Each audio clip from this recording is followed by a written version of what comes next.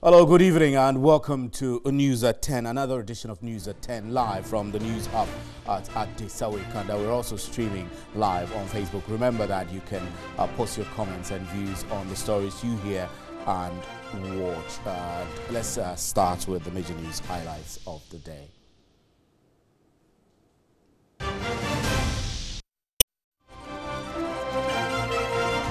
The government has set up a committee of inquiry to probe violence during the January 31st Ayawa West War-gone by-election. Some persons sustained injuries after armed men said to be from national security stormed the residence of the NDC candidate firing guns. The commission is chaired by Justice Emil Short.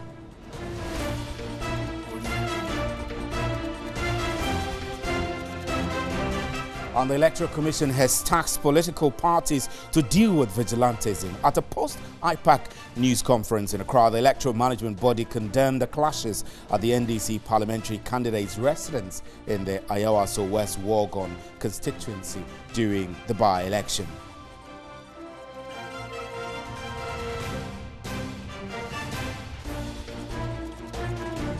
The Coalition of Domestic Election Observers, CODEO, has dismissed claims by the Electoral Commission that its preliminary report on the Ayawaso West War-gone constituency is full of falsehood. National Coordinator Albert Ayin at a news conference noted CODEO followed a strict protocol which always ensures that its close of poll statement after every election reflects only what is factual.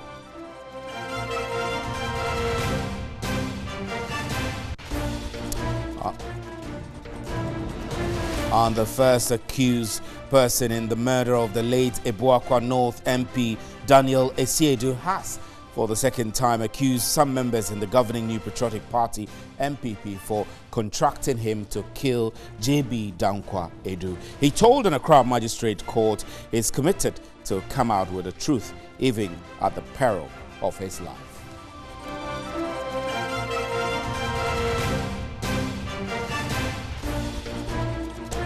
Now let's take you through some foreign news highlights. The UK's Met Office says the world is in the middle of what is likely to be the warmest 10 years since records began in 1850. It's forecasting that temperatures for each of the next 5 years are likely to be at or above 1 degree Celsius compared to pre-industrial levels. And the U.S. Secretary of State Mike Pompeo has reassured coalition partners that the withdrawal of U.S. troops from Syria was not the end of America's fight. He called on them to help permanently defeat Islamic State in Syria and Iraq. Also tonight, the European Union says it will make no new offer on Brexit. European Council President Donald Tusk said on Wednesday that those who promoted Britain's exit without any understanding of how to deliver it deserve a special place in hell.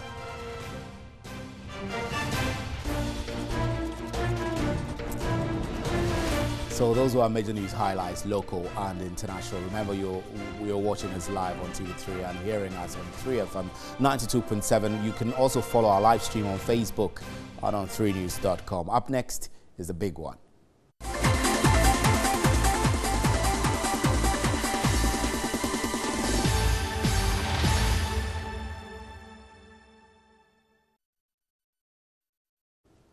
Now, government has set up a commission of inquiry to look into the January 31st violence which occurred during the Ayawaso West War-gone by-election. This was contained in a statement signed by the Director of Communications at the Presidency, Eugene Ahin. Some persons sustained injuries after armed men said to be from the national security stormed the residence of the NDC candidate firing guns. Several individuals and especially civil society and religious organizations have condemned the incident.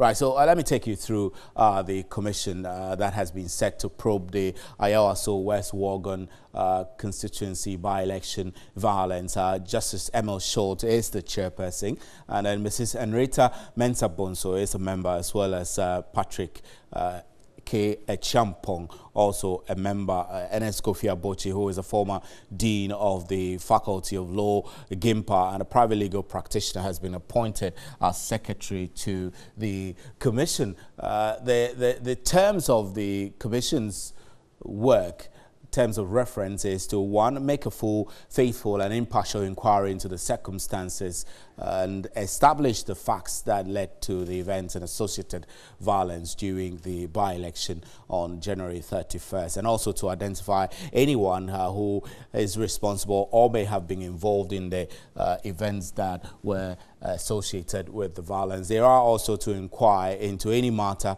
which the commission might consider incidental or reasonably related to the course of the events and the associated violence and injuries. Also, finally, to submit within 1 month its report to the President, giving reasons for its findings and recommendations, including appropriate sanctions, if any.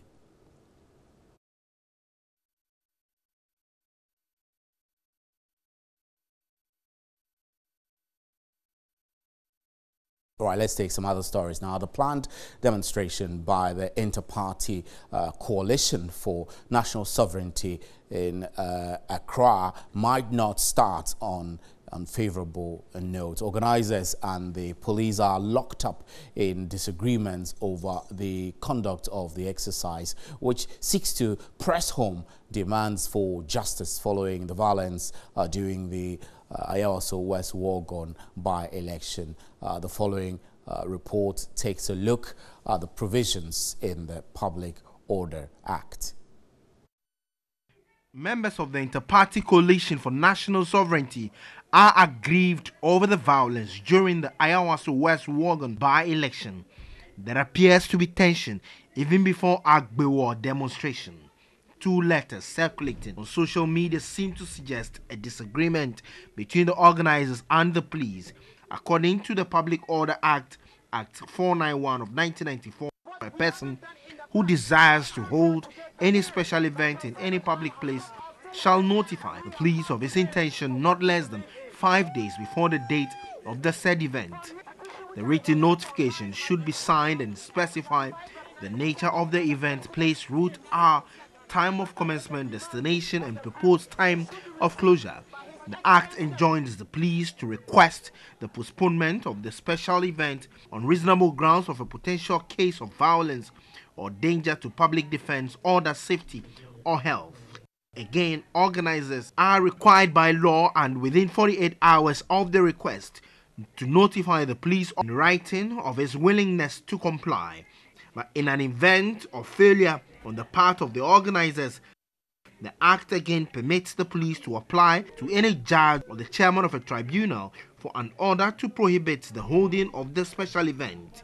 Recent interpretation of the Public Order Act by the Supreme Court barred the police from any ex parte motion on such matters. Per the Supreme Court's ruling, such an injunction can only be sought at the High Court not less than 5 days before the event. Hence, the police cannot go to court in this case. But ironically, the main bone of contention, which include routes to the seat of government, have been supported by the police in previous instances. To the President. We are calling for all. All right, so we're fortunate to have the convener of the Inter-Party Coalition for National Sovereignty, Bernard Mona, joining us. Mr. Mona, there's been quite a lot of confusion about which routes are approved, traditional routes or not. Were you kind of surprised that the police took the stance it was taking, perhaps for your own safety? Happy New Year to you. Many and I've not seen you for the whole year. And then tomorrow, I hope that you dress like me. I had assured everybody that tomorrow is going to be a bit of red and national colors, and you can see that I'm already in my full national colors and then for tomorrow.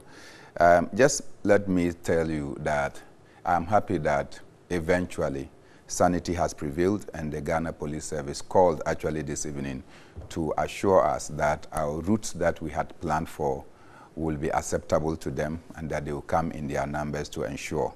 Interesting. So this is just news coming in. Yeah, this is news. They called you to show you that evening. you can go with your agreed routes. That after our response to their letter, and indeed their letter was pointless in my view, because first and foremost, there is nothing in our nomenclature called traditional routes for demonstration. TV3 can decide that tomorrow you want to demonstrate across your street, and then no one should determine where you want to demonstrate.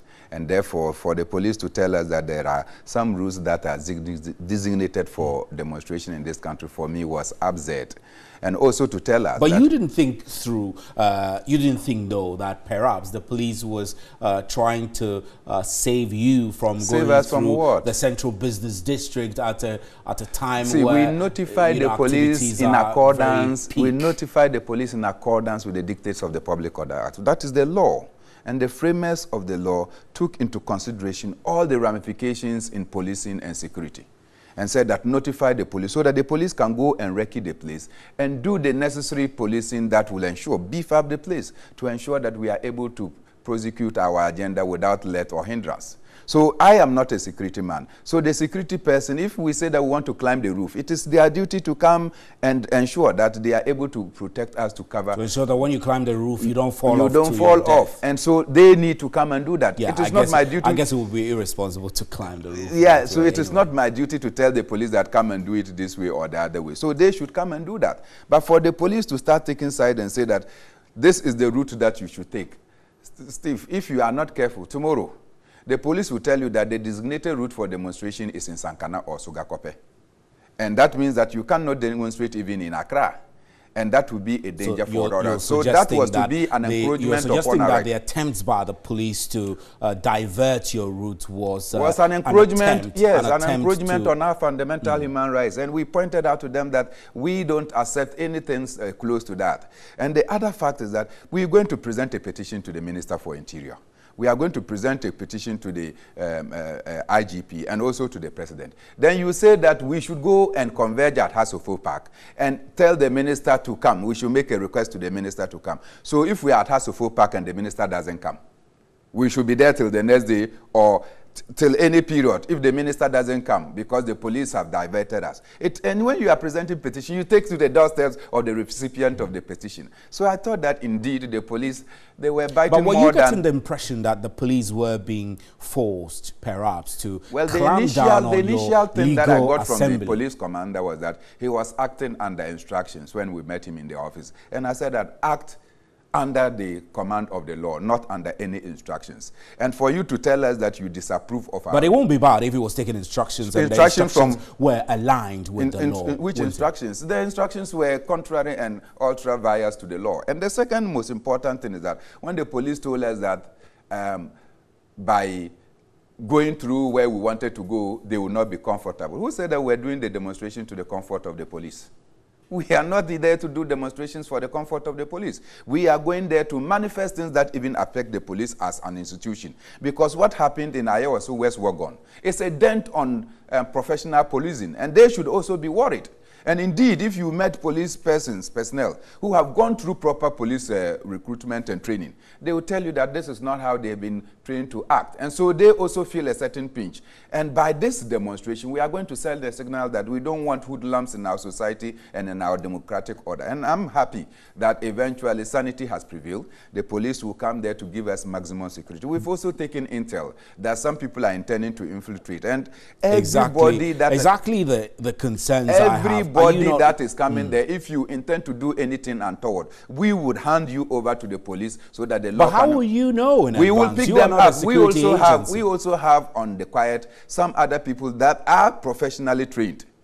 And they will also be fishing out for those who will want to come and infiltrate our You don't think that this could generate into there is no degeneration chaos? Because can you give Ghanaians that assurance that this is going to be assure you, you know that I'm a peaceful. You know that I'm a peace person, and you know that Kwesi Pratt is a peace-loving person. You know that Ofosu Ampofo is a peace-loving person. You know that Kadri is a peace-loving person. Kabila is I can't mention all the people that will be coming there. And indeed, some of your colleagues and actors in the Ghanaian society of no mean repute. We will all join in this exercise that will ensure that, look, we restore a certain level of decency in our democratic order. So I expect you tomorrow. So tell me, let's wrap up in our conversation. I might not be able to make it, you should join me. TV3 can represent. I'm very certain. Because journalists are being killed in this country. I know. And you should be traumatized by the happenings in our society. Kidnappings are taking place. You should be traumatized by it. You cannot be sure that when you come to work, your wife is even safe going into the market. All these things are reasons for which you should participate in this demonstration. So let's look at a commission that has been set up to probe these incidents. Are you not content that such a commission might do justice to the issues that you're raising? And then perhaps hold some people accountable? Well, I think that there is a lot of confusion probably around the president and the presidency. Not long ago, it was the president's own directive that the IGP should conduct investigations into this matter. And you do know that IGP immediately, following on the president's call, set up an initial committee and followed just yesterday in expanding the committee. And I'm sure that in wanting to expand the committee, the IGP will communicate the reason and rationale for which he wanted to expand the committee to the president or the acting president, so to speak. Having done so, you just wake up this morning and say that you are setting up a commission on inquiry. All of us know that when you appear as a witness before a commission of inquiry, it means that you cannot be prosecuted further beyond that because the commission of inquiry has the powers of a high court. So I smell a rat. What rat? I smell a rat. That there is a deliberate attempt that those who appear before the commission on inquiry will escape prosecution.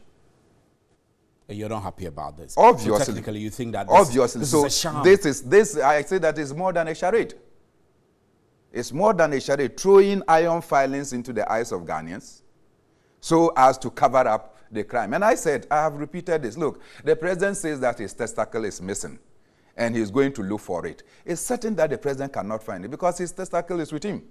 The Minister of State responsible for national security has come out openly to say that he instructed the violence. You think that beyond the setting up of commissions, I'm saying that he instructed the violence that took place. The minister accepted that he instructed the violence that took place in the Ayawaso West Wagon.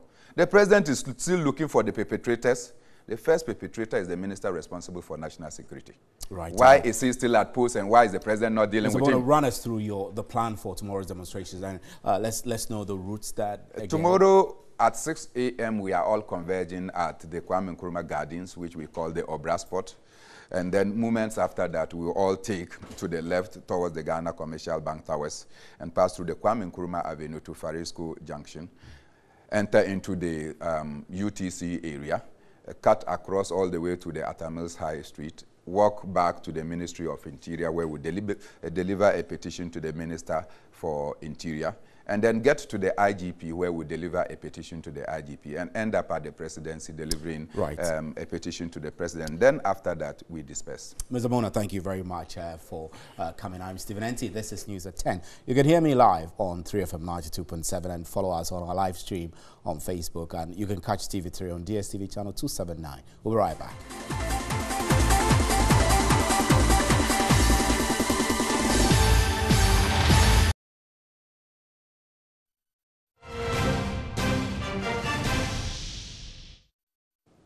Welcome back. Now, management of NAPCO has cautioned recruits on the Hill Ghana module not to resist night and weekend duties.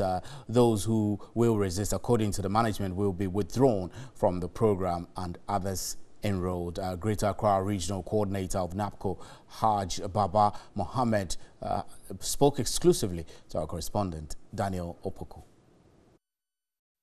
Some of the NAPCO recruits posted to the various health centers have begun complaining about night duties. Others have also raised concerns about working on weekends, claiming they start work at 8 a.m. and close at 2 p.m., citing unfair labor practices.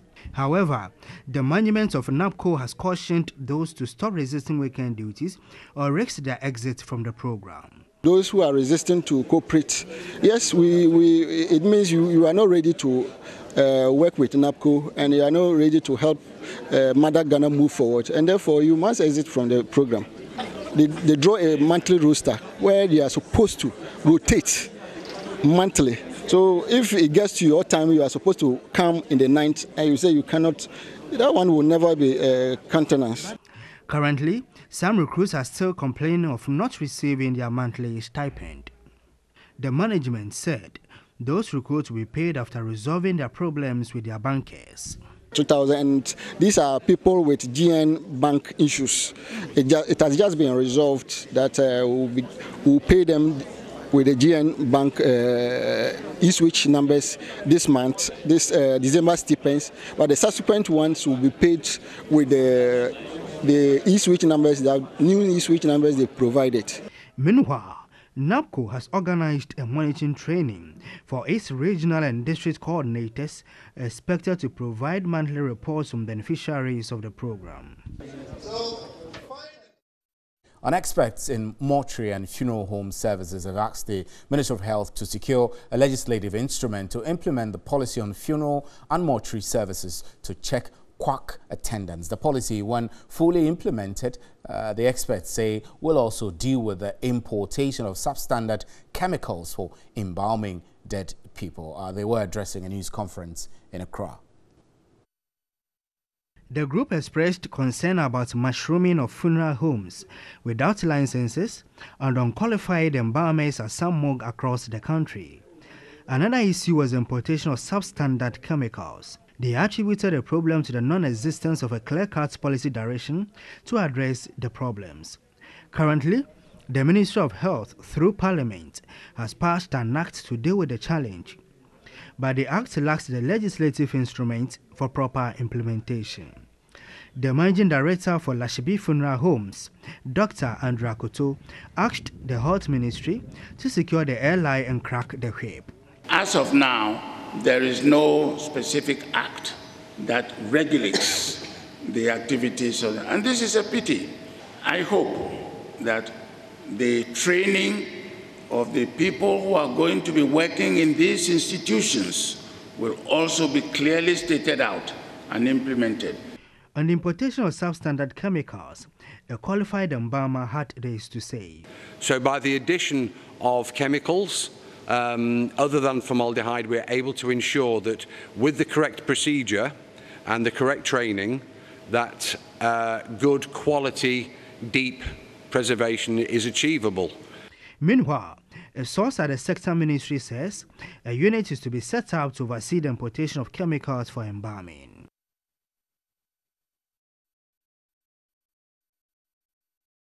Now that's how we'll wrap up on News at 10. Thank you very much for making time. On behalf of the crew, good night. There is more news at 3news.com.